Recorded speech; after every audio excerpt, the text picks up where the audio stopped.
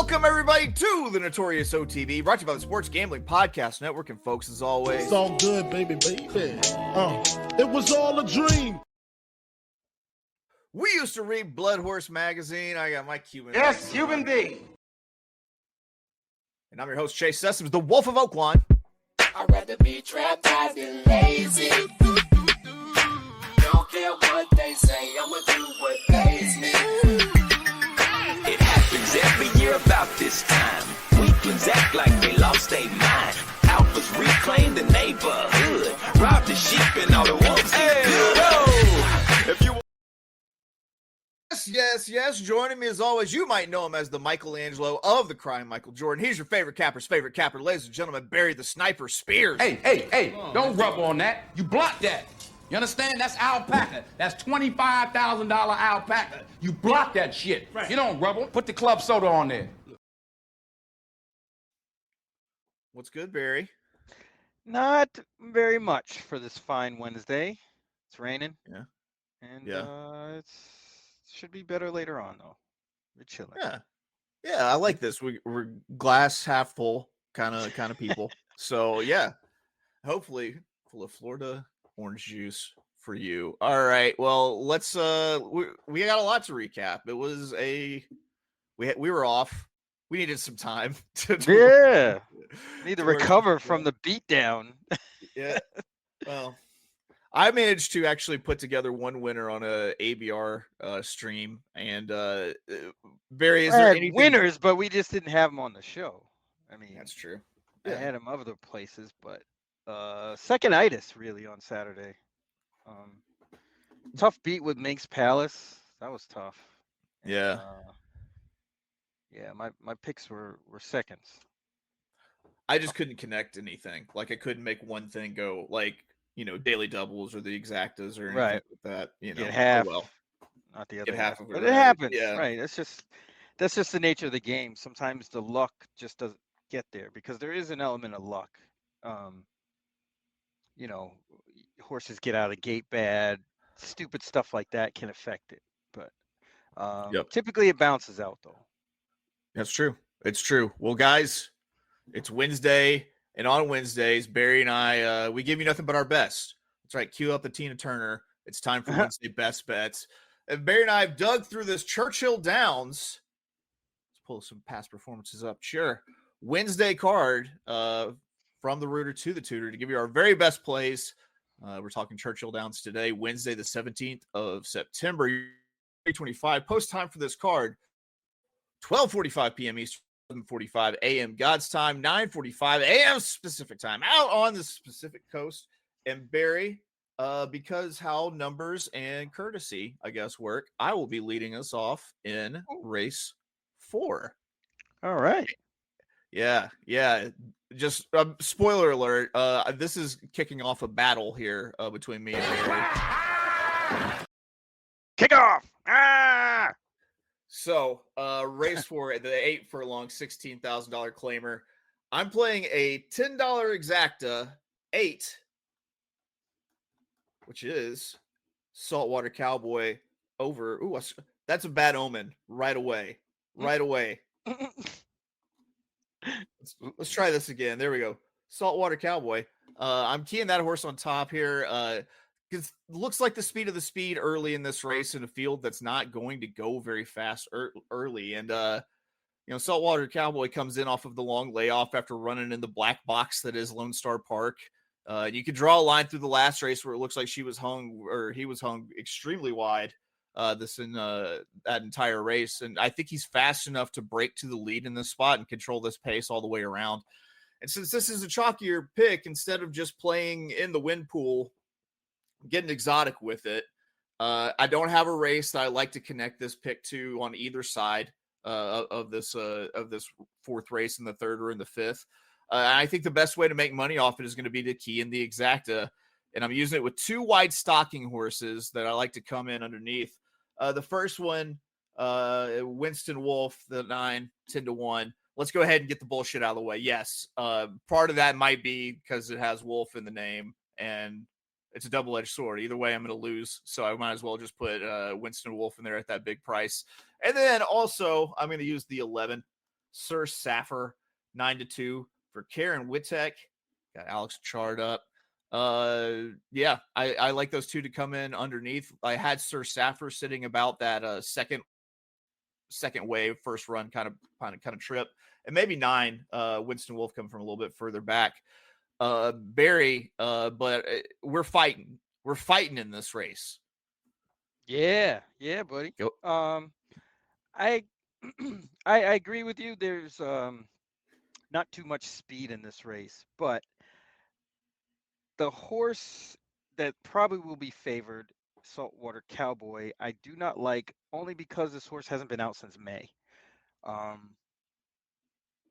mean, obviously something went amiss in that May 26th race, which was an optional claimer of 30,000, then shows up here for 16. I don't like it. The horse can very well win. Diodoro does stuff like this a lot, so it wouldn't be a surprise, but I am going to side on the air of this horse hasn't been out in a while, was hurt, probably needs a race. That being said, I'm going to go with two horses that should be up close a little bit, namely the 10, Critical Threat. Should get a nice stalking trip from the outside. And again, not much speed. This horse likes to be close up. Could be kind of as fast as Saltwater Cowboy. So I expect them to be up front and one outfinish the other. And then the other horse that I'm using in my daily double, the 5, Texas Red Hot. This horse, the last 3 races were not ideal. 2 on the wet track, June 6th, June 26th, didn't really run. And then the last one on the turf, doesn't want any of that. Getting back to, the main track and dropping in class should put this horse right in the mix. Was running really good races, just with better company. I mean, really the race that stands out to me is the Rocket Can race back at Oaklawn. That was pretty rough. 62 optional claimer, $62,000. You got Rocket Can that won. Tapsation was second. Alejandro, who's in this race, was third that day, but that horse is way off form.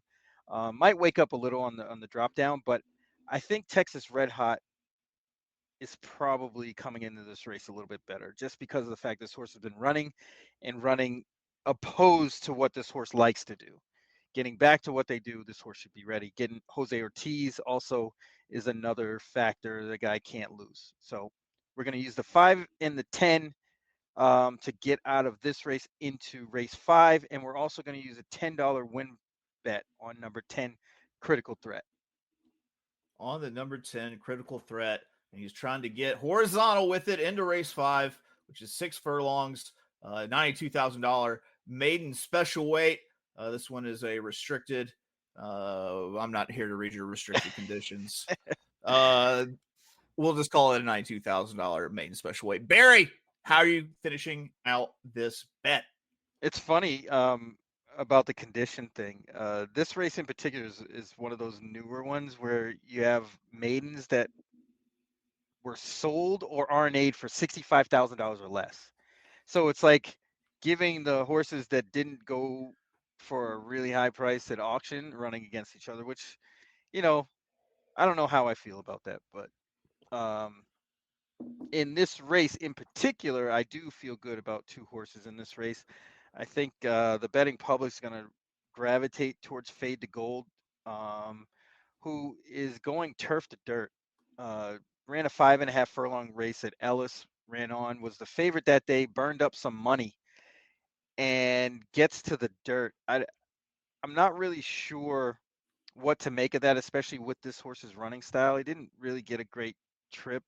Ran pretty good that day and deserves to be favored, but I'm not sure that horse is, I just don't think that horse overwhelms this field and will be solid. So I'm going to use the 3, No Room for Mischief, who Tyler Gaffalione is leaving to go to Fade to Gold, the 4. But they pick up Louis Size, and I think the intent there is to get in position and up close. And we're going to use the 6 Click at 15-1. Brett Calhoun does really well second time out. And this horse is getting a makeover package. He also does decent with first-time blinkers, and that's what this horse is getting. Getting Axel Concepcion, who rides quite a bit for him at a good strike rate. So we're going to get that one in there too. So we're going to use the 3 and the 6 to close out that double. There we go. That's it. We've done some best bets for today at Churchill Downs. Barry, how do you feel? Which, by the way, I guess we can say officially now that the battle begins. The battle begins. Is that Role Models? That is from Role Models. That's exactly where that's from. See, I know my movies, man. That's but is that the German version? Or I guess so. Whoever bootlegged that I bootlegged it off of. I saw that.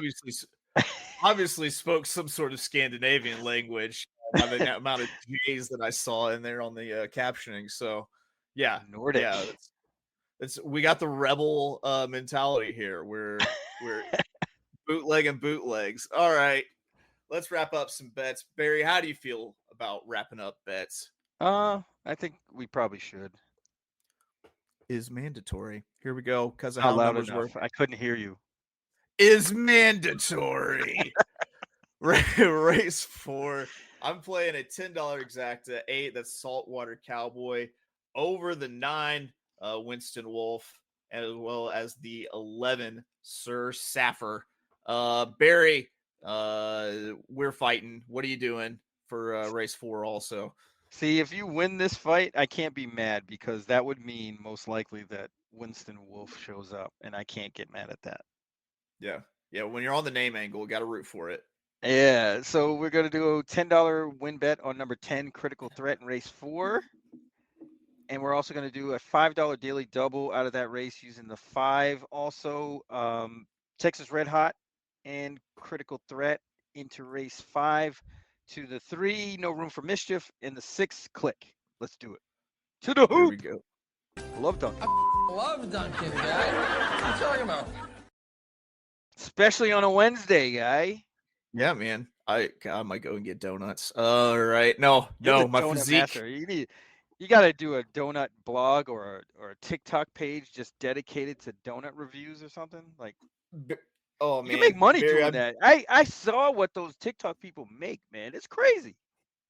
We should get shout out to Shipley's Donuts, who is a Houston company. Maybe we should get Shipley's Donuts on as a Hey, Winchell, Ron, let's go. He's the donut man.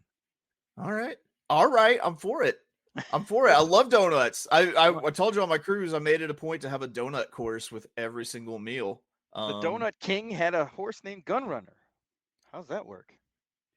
Okay, hold on. So does Winchell own Shipley's Donuts? Is that what you're telling me? I don't think he owns Shipley's, but he owns a donut. He's definitely a donut person. That donut money run deep. Donut money. Trying to that get donut money, man. Oh, hey buddy. That's my guy. All right, that's enough donut sponsorship speculation from us. We'll be back. I almost completely forgot about the Pennsylvania Derby, but I got with Barry yesterday. I was like, hey, I'm an idiot. I forgot about the Pennsylvania Derby. So we'll be looking at Parks tomorrow on the big show, doing the Parks Pennsylvania Derby Day card with the $100 budget. Check that out at 2 p.m. Eastern, 1 p.m. God's time. And other than that, we will see you. We'll see you later. We'll see you tomorrow. What are we going to ride out on, Barry? What are we going to ride out on? Camel. There we go. Hey.